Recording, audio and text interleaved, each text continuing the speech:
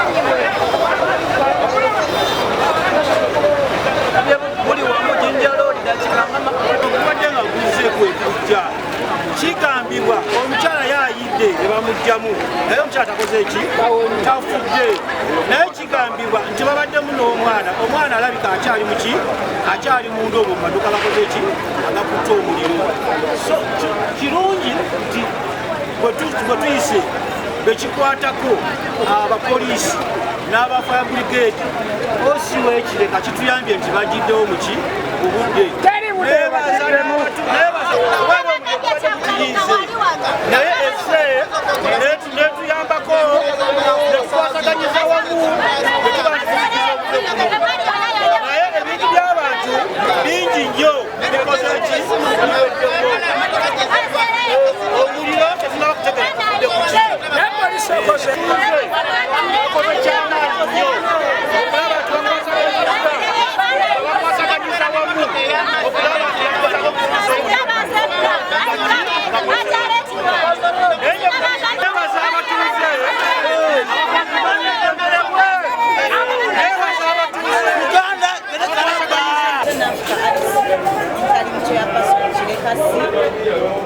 kitalo nnyo kubanga tufiiriddwa omuntu waffe omuliro guno gutandise batukubidde ku ssaawa 7 n'eddakiika nga 28 nti waliwo factory ekutte omuliro waggulu wa factory akakutte omuliro katunda mifaliso fina wabaddewo n'abadikoleetinga bifo biri 3 awo omukyala ne batugamba nti omukyala alabika abadde afulumya emudoozi ekutandikidde nanyini mwana kati bwagenza okugezaako okugjayo omwana we wekujja netugezaako okukubira ku osi abadde tannatukwata netukubira ku seroko n'atukwata n'atugamba nti bali mu kkubo bajja era eddakiika 7 zibaledde zinawera na netubalaba nga batuusi badde bakatuuka eddakiika ntono n'emmotoka neetu so tukyanoonyereza omuntu abaddewo ddala nga era tumidde okusimu nga ssaawa 7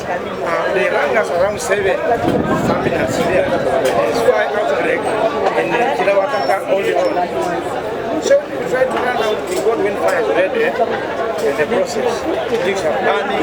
When we reached it, the child is burnt. Yeah. The mother is seriously injured. She had to connect the party of police come and take the burnt lady to hospital. So the child died in the fire. Many others were lost. Many things were burnt. Up to now, we have not yet discovered the person. And the Lenga, they knew. They knew Arabic in the body. Already see the body. Benji Bide, Maduka, mifaliso, plywood, paint, and his power. That is part of it.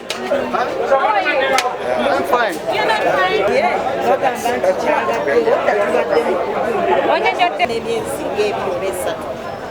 Maama we yalumiziddwa atwaliddwa ku Samaritan.